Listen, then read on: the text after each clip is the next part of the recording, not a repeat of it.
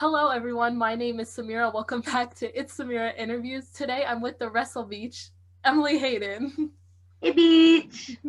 How are you? How are you doing today? I'm very well, thank you. How are you? I'm doing good. Welcome. Thank you for joining me today. Oh, no problem at all. Like I said to you before, any friend of Ella's, a wrestling girl, is a friend of mine. So I'm very excited to be on today. Oh, thank you. Shout out to Ella J. We love Ella. So, as I mentioned right in the beginning, you are the Wrestle Beach. So, where did you come up with this beach then? Well, well, believe it or not, it actually came from a YouTuber. It was Jenna Marbles. I'm a big diehard Jenna Marbles fan, and she coined the phrase beach, and quite a lot of our videos she would be like, it's me, Spider Beach, my name's Jenna Beach, and it became this ongoing joke between myself and one of my good friends outside of wrestling. And so anytime we would sit and watch Jenna together, we would message and be like, hey Beach, hey Beach. And one day I was traveling to a show. It was like for a new company that I'd never worked before. And my friend, she's very protective of me. So she was like, you better text me and let me know that you get there all right. So I was like, okay, well. And then I text her and I just said, hey, Beach, that's me arrived. Very excited to make my debut. And she was like, Wrestle Beach taking over. And it kind of stemmed from that. As soon as she said that, I was like, Wrestle Beach, I like that. And I started doing it as a joke online. And it really took off. And I was like, well, I guess I'm Wrestle Beach now. I really like that. It's very different. Yeah, it was one of those ones that started off as a joke, and then, like I said, everyone just started really taking to it, and now it's anytime I start a conversation with someone now, they always say to me, "Hey, Beach," and that's it. Now it's just became like my phrase now, thanks to Jenna Marbles. So speaking of your wrestling, ICW is now a part of the WWE Network. So how was it for the first time seeing yourself on the WWE Network? Oh my goodness, Samira, it was surreal. um, to go from being a 5-year-old little girl and watching WWE on TV, and then the evolution of hearing that it was getting its own network, and then hearing that a company that is literally just down the road from me uh, was actually going to be broadcast on it. I thought that was amazing. I was very happy for all of my peers that were on the show, and then one day Mark Dallas and Scott Reed of ICW, they reached out to me and asked if I would like to be part of the women's division, and it's always been a goal of mine. So that was pretty awesome that I got to tick that off the list, and then to be able to say that I've had a match on the WWE Network was amazing. My dad actually, when I told him the news, he was like to me, you better give me the link so that I can watch a match. And then when I did, because my dad is like, Papa Hayden is like my biggest critic. He was the man that got me into wrestling. So he never holds back when he gives me critiques on my matches. He's always like, you could have done this better, and you could have done that better. But so he gave me a phone call after he watched my match, and he was like, wow, that is the best match I've ever seen you do.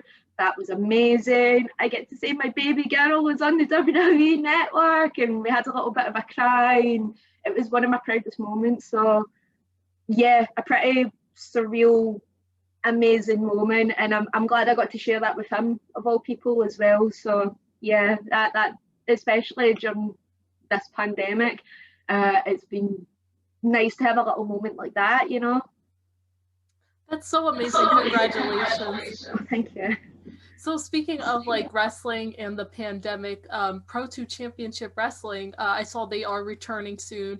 And I was wondering, how excited are you to return and face four other women in the Belle of the Brawl? Well, I'm very excited for that. So this is Logan Storm. He has been a part of the Scottish wrestling scene for 10 plus years now. So Logan has been wanting to start his own company for a long time now, and I believe I was one of the first women that he reached out to for the Belle of the Brawl women's division.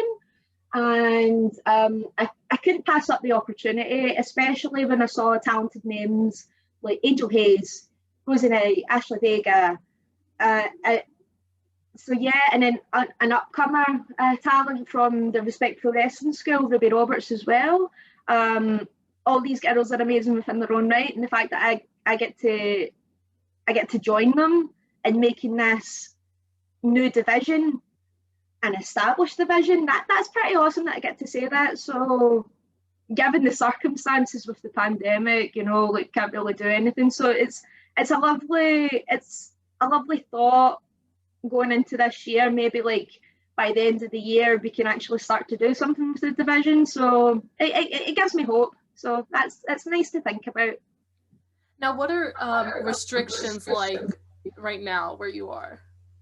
Wow, in Scotland we are still currently in a lockdown. This is our second or third lockdown, I believe, and we've been advised that we are to stay in lockdown until the end of February, and then they're going to start easing the restrictions around about March. So hopefully by, fingers crossed, by April everything will be back to normal by then, and that's kind of the goal right now. Obviously you can't really judge time, and you can't really judge whether you can say by May or June everything's going to be back to normal. Like this is kind of the new normal right now. So I'm just kind of I try to keep myself sane in the meantime while I'm in restrictions, So getting to talk to lovely people like yourself, that's helping keep me sane. And I've been binging an awful lot of Netflix and Disney Plus, so I've been making good use of my time. That's a whole mood. I feel like that's everybody in restriction. You're just always streaming something. Oh yeah, totally. Especially at this time of year when it's cold outside, all I want to do is snuggle up in a blanket with my PJs on and watch some Disney Plus. Like I'm not asking for much. Like I like to be comfy beach sometimes, not just Wrestle Beach. So. So you're the Worldwide Wrestling League's women's champion, and you were saying how you guys are on restriction till the end of February. So I noticed that they're having a event March 28th. Now, is that still happening? Are you going to be competing? So the plan as of right now, Mike Musso is the man in charge of W3L, and the way that he's kind of been playing it right now is we've really just been playing it by ear. And it's just anytime the government is saying anything about possible upcoming restrictions or easing restrictions and whatnot, really what Mike's been doing is, here are potential dates that we would like to do a show. This could potentially happen as long as it's under government legislation. If the government doesn't deem it as fit, the shows will not go on, but your season ticket will still remain. So no one's going to be losing out on any tickets whatsoever, that which is very good. And Mike's been very good with the fans that way. And in the meantime, he's actually set up on the W3L network all sorts of different content. So you have myself that did Ask Advice speech, you have Kevin Williams who did the top 5 gaming videos, and you had Mike Musso himself who did workout videos. He even did mixing cocktail videos, which was quite interesting. And he's also been doing throwback matches that people haven't seen before. So it's still trying to keep fans within the W3L loop in the meantime until we can hopefully get a match again this year. Have you made any of those cocktails? No, I have not. I will tell you something. My go-to right now for alcohol is it's whiskey, because I bought my other half for our anniversary Bob Dylan's whiskey. So we've been drinking that on occasion. And of course, we've mixed. The only thing I mix is Coca-Cola with that, you know. So when wrestling all returns and shows start to like come up again, who's somebody that you really want to wrestle? Wow, that's a very good question, Samira. I'm actually trying to think of girls that I've not actually worked yet that I would love to, or maybe girls that I've only worked once that I would like to work again. So if we're talking in terms of the Scottish Central Belt, I need to mention her, Angel Hayes. I'm sure everyone has heard that name by now. I would love to work with her again. But she's someone that I've worked quite a lot, so that's just the kind of because the chemistry's there, and there's that comfort of working someone before that you've worked many times, so you know you're in good hands. Someone else I would love to work that I've not really had the chance to work frequently. I've only worked matches with her once or twice, I believe, is Molly Spartan. I would love to do more matches with her. She is a powerhouse, so I would love to mix it up with her. She's a great talker as well. Like, see, honestly, if you're ever looking to get someone else on the show to talk, get Molly, because Molly, honestly, like, you're never in for a dull moment with her. And in terms of women within England and further, I would love to work with Chantel Jordan. I call her my wrestling daughter. I would love to work with her again. We literally had like one match, but the chemistry was just there, and that was the first time we ever met. And after that, she just started calling me her mum, her wrestling mum. So, yeah, I would absolutely love to work with her again. She's a really good worker. She's only like 16, 17 years old, and the talent is unreal. She did a match a couple of years ago with Joey Janela, and it was a brawl. It was like they went out in the streets and all sorts, and he done a pile driver to her into a car and all sorts. It was crazy. You should totally look up that match.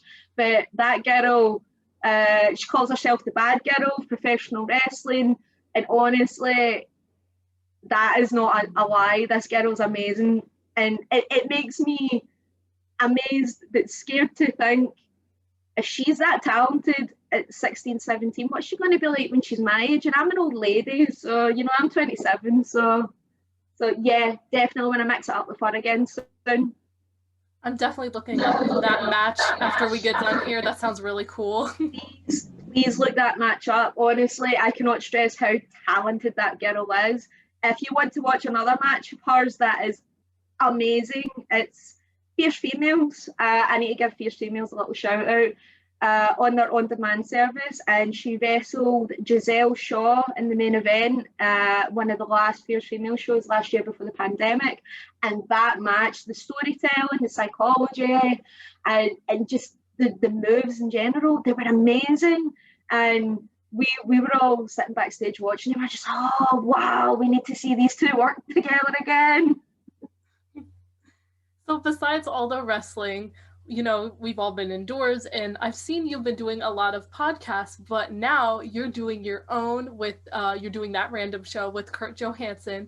Yeah. And I was wondering, you know, what are some random topics that you really want to talk about in the podcast? Oh, that's a very good question. Someone's been doing the research. So for the first episode, we talked about Marvel. Literally, that topic came about because WandaVision's out, and Kurt kept saying to me for weeks, because I'm not going to lie, I was trying to hold off so that I could sit and watch it all at the one time and binge watch it, but everyone kept hyping up that show, and they were like, Emily, you need to watch it. Emily, you need to watch it right now. And Kurt was one of those people. I was constantly getting messages off of him, and he would constantly be like, have you watched WandaVision yet? Have you seen this? You need to get up to date. And eventually I got up to date. and I was like, oh my goodness, why did I hang off and watching it? And yeah, so we decided from that the first topic needs to be Marvel, because that's the hot topic right now, especially with all the announcements that they brought out for Phase 4 of the Marvel Cinematic Universe. And funnily enough, we were actually messaging each other earlier on today. Right, okay, what do we want to do for episode 2? And so one of the random topics I wanted to delve into was horror movies. That's something that Kurt and I bonded over. So we want to talk about horror movies. Another topic we want to broach is video games, because that was another thing we bonded over.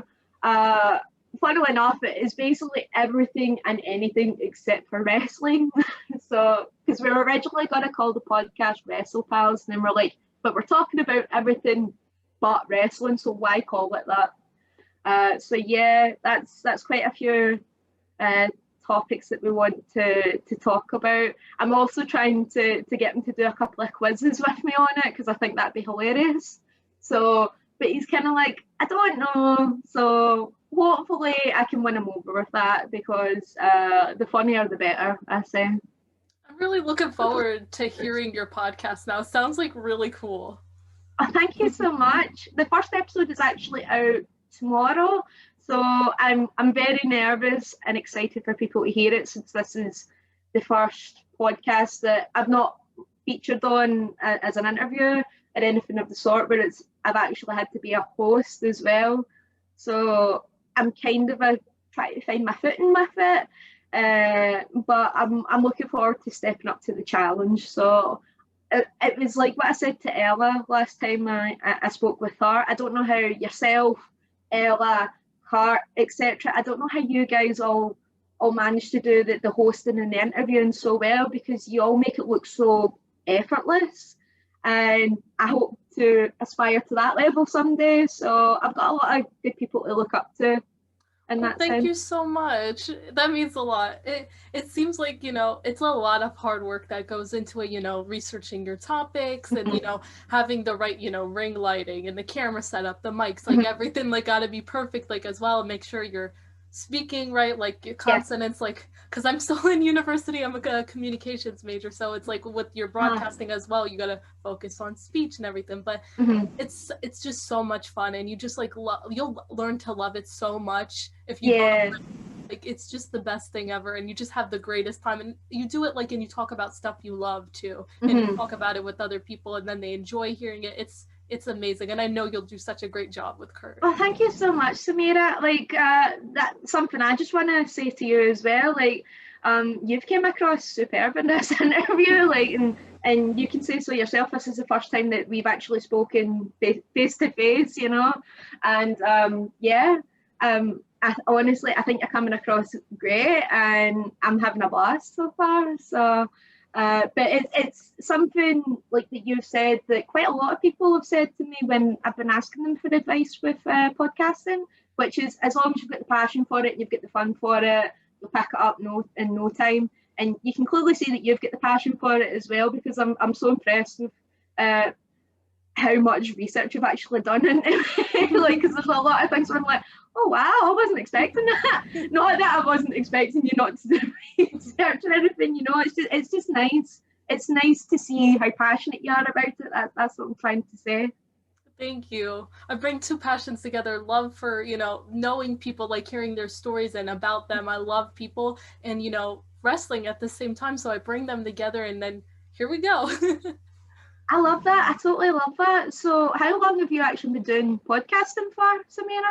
So I did interviews. I started in 2018. I used to work for a wrestling news website. And then once we parted, I decided I still wanted to do it on my own. And, I've been doing it ever since. I haven't been able to do it as much as I'd like to, but now I'm starting up again and, focusing on it because it's something I love and I want to take it further. It's very exciting, and I love what I do and love new opportunities. That's awesome. I really love to hear that, Samira. Like you, I love to hear other people's stories. The fact that you said so yourself, you were that passionate, and it was something that you love to do, so you continue to do so on your own terms. So yeah, come through, boss beach. Thank you, thank you. So I know as we're talking about the beach again, you also love Twitch. So what made you get into Twitch? So Twitch, kind of I'd been wanting to do that for a while.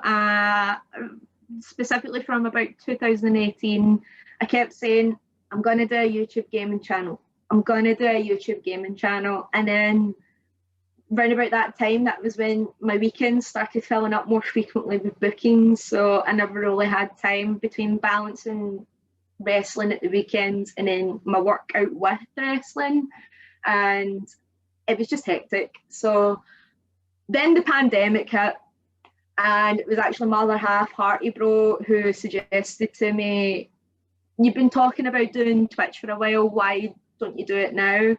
And honestly, it came at the perfect time starting, because at that point I was stuck in the flat, and I didn't really have much of a creative outlet because there's only so much you can do in the flat. And yeah, so I was like, okay, let's do this. Let's start the Twitch channel. So Hearty Bro jumped on with me, and we did the first time ever June 2020, The Legend of Zelda Ocarina of Time. The plan was to stream the entire game, and we were not going to stop until we completed the game. That did not happen. It got to, I think, like 19 hours in the stream, and then we're like, we need to tap out, we're too tired, because it got to a point where we were both like taking shifts playing, and we were sitting like us, like falling asleep, and it got crazy. So we tapped out, we're like, we'll have a rest, and then we'll finish up in another stream. So it was 19 hours the first one, and then I think we only had like 4 hours left of the game. So we should have just persevered, honestly, and just finished it in the one go. But it was a successful first stream, and I got the taste of it then. So then the next idea after that came that I would take the footage from my Twitches and just edit those and put them on YouTube. And it's been great to have that other creative outlet. In particular, at this point, everyone knew me just as Wrestle Beach. I was well established as that. Everyone knew about the wrestling character. And I thought that's a perfect opportunity to show everyone the other side of me that isn't a wrestler, that's the big dork that's into video games and cartoons and movies and video games are a big passion of mine, like what we spoke about before. If it's something that you're passionate about and you're going to enjoy it, everyone else will enjoy it too. So it was even more of a reason for me to do it and show everyone this other side to me. Because I didn't want everyone just thinking that, oh, she's Wrestle Beach and that's it. I wanted to show that as a character overall, I'm quite diverse. And I have to say the reception's been quite well for my Twitch streams and for my gaming content. So that's been nice to see. I'm still getting the hang of it though with Twitch. Like, I'm nearly a year into it, but I'm still figuring it out because I've had to take breaks here and there, whether it be life got in the way or my TV broke, and that was just a whole other ordeal. So yeah, but it's been fun figuring that out too. Yeah, so I figured that was the right time, especially with a pandemic, so why not? Now, you said that you added clips to your YouTube channel, and I took a look at your YouTube channel. It looks awesome. But would you add any more content? Like, would you add something else? Like, would you do other videos to grow your YouTube channel, or do you think you just want to stick with adding your clips from Twitch? Oh no, I definitely want to do other content. As I said right at the start of the interview, I love Jenna Marbles. She's a big inspiration for me. So I kind of just want to do whatever videos that take my fancy that day. So I've done gaming content on the channel. I've also done a couple of skits and sketches with Toasty. I've done a couple of videos like that. I've done a couple of promos. I've got a couple of matches on there, and it is literally just a case of whatever I feel like making a video of, let's just make a video of it and see what happens. Most of the time it's me in my head going, well, I think it's funny, I'm going to make that into a video. Let's see what happens. Now I noticed on your channel you do have, I think it was cooking or baking video, and yes. Actually I remember seeing on your Instagram the strawberry cheesecake you made. Oh, yes. So would you add cooking videos onto your channel? Oh yeah, definitely. Like, this is something that I've recently discovered that I'm quite passionate about as well, which is baking. And Baking Beach was a thing for a while, because I think it was I put up a photo of those cupcakes that I made, and everyone was like, oh, you should make it into a video. And I thought, why not? And I made it into a video, and everyone loved that. And like you were saying about like the strawberry cheesecake, everyone's asking me, oh, will you do a video how you made that? I will definitely do that as a video. I would love to do more baking and cooking videos. I think that'd be a lot of fun. That's another thing that I've taken from Jenna Marbles and her partner Julian. I've noticed that they do a lot of cooking and baking videos, and I noticed that that was quite a lot of fun, and I thought, why don't I give it a try too? Now, is strawberry cheesecake your favorite flavor of cheesecake, or is it something else? Oh, so for me, I've got quite a sweet tooth. So I have like my sweet tooth categories. So for cakes, strawberry cheesecake is right up there. I also love a New York cheesecake. Absolutely love those. I think they're so good. And but I also love chocolate cake, like a chocolate gatto or a chocolate fudge cake. Oh, I think those are so yummy. And I also love Madeira cake. That's another favourite of mine. I could sit and list like so many different cakes and cookies and whatnot that I love because I've got such a sweet tooth. If I could live forever on cookies and cake and pizza, that would be me. But unfortunately, because I've decided to do wrestling, that is not ideal, so I can't. Now, I have a recommendation for you. If you ever come to the US, and specifically in New York, I don't know if they're anywhere else, but I know it's in New York. There's this place, it's called Junior's Cheesecake. They have any kind of cheesecake you can think of, and usually my go-to is the red velvet cheesecake, and they give you like this big slice, and I'm like, oh my God, I'm gonna marry this cheesecake. An actual cheesecake? I'll have to send you the picture when we get done. Oh my God, it's so good. And I think between that cheesecake and there's this another place by me where I live, there's this diner, and they bring in this chocolate peanut butter cheesecake. Oh my God, it's really good too. I'll have to send you the pictures. They're just, oh my God, my mouth is watering thinking about it. Send me the pictures. I'm a foodie. I love the food porn. Give it to me. I genuinely did not know that you could get red velvet cheesecake. That's amazing. Oh my God, it is so good. It's like the actual physical red velvet cake, and then you have the cheesecake, and I'm like, oh my God, this is literally heaven on a plate. Wow, I totally need to try that now. I might even try and make that myself and see if I can do that. You definitely should. It's amazing. Like when I go to New York, anytime I go, I'm like, that's where I need to go. I need to get that cake. Another thing that I've seen that you can get in New York, because one of my friends went over, was they have this bagel place. I don't know if you know the bagel place I'm talking about. And you can get one, and it's got like rainbow colors on it. I think that's called. There's one in Jersey too, because I've passed it. It's like, I don't know if it's called the Bagel Nook.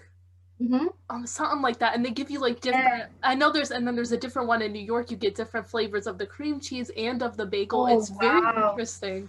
I have so many things saved. Like I get them from TikTok or like from other sites of like all this food from different places in the world. I'm like, okay, so if I ever go here, I need to go here. That's crazy. I'm actually. Funnily enough, I was actually talking to my dad about this.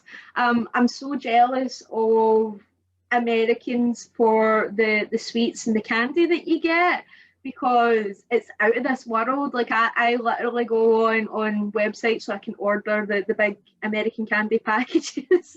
And in particular, me and my dad, we were bonding over Fanta, American Fanta, because you guys, my dad went to Florida back in 2018, and he was showing me he was literally showing me photos of your Fanta, and he was like, I've never seen Fanta look so orange.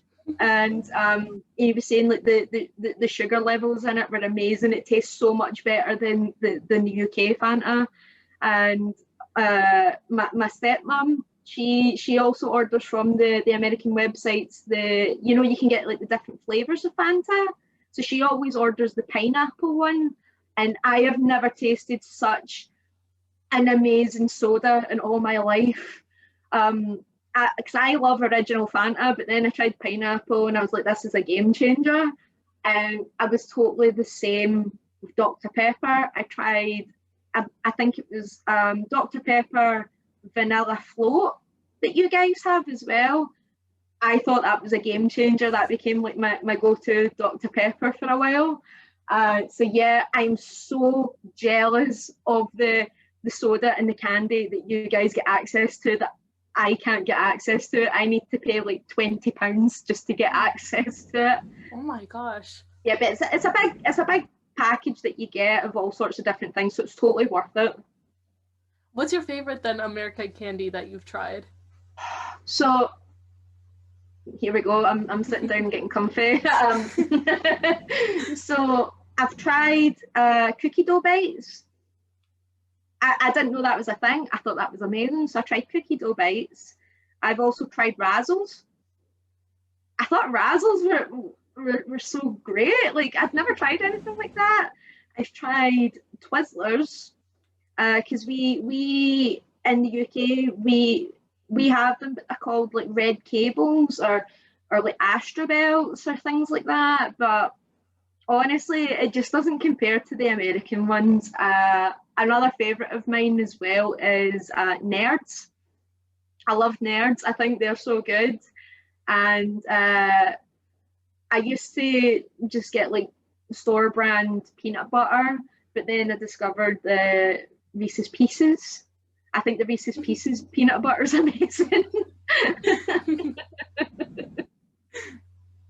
Oh so yeah, I've got like quite a lot of American candy that I absolutely love. And if I could just live on pineapple Fanta and Dr. Pepper Vanilla Float, I totally would. So my last question before I get into the fun question I like to ask everybody, where do you see yourself in the next year? In the next year, hopefully not stuck in the flat because of a pandemic. On a serious note, the place that I see myself this time next year, I would love to build up my Twitch following. I would love to build that up. I would love to cement myself in a more prominent position in ICW because so far so good. I've been working my way up the ladder, so hopefully maybe next year I'll be in the title picture for the ICW Women's Championship. That would be awesome. Maybe have a really decent following on my YouTube channel, and more importantly, I would just love to be wrestling again, like actually being able to go out and travel, because it's not just the wrestling I miss, it's the camaraderie and seeing my peers and getting a laugh backstage. I miss all that. I miss training. Who knows, maybe this time next year, instead of Emily 2 belts, I'll be called like Emily 3 belts, Emily 4 belts, who knows. But yeah, the big goal right now, other than Twitch and of course with podcasting, like finding my feet in that, it's just to be wrestling again. I would love to be able to fill my weekends with wrestling again. So I have two fun questions for you because I thought about one while we were talking. I was like, okay, I got to ask this one too. So the first one is a wrestling related one. So we were talking about baking and Twitch, and it made me think, you know, I was like, oh my God, what if I ask her, you know, could you see yourself using baking or, you know, your gaming side in the ring as a gimmick? I think it would be funny if you threw flour or eggs at somebody. I would totally be into that. One thing that people know who have worked with me in the past is that I'm open to anything.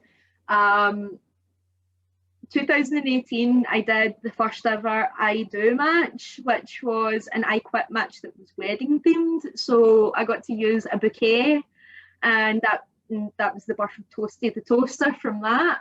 I've had a street fight with my Wrestle ma, as I call her, Jayla Dark. That was the last ever Scottish match.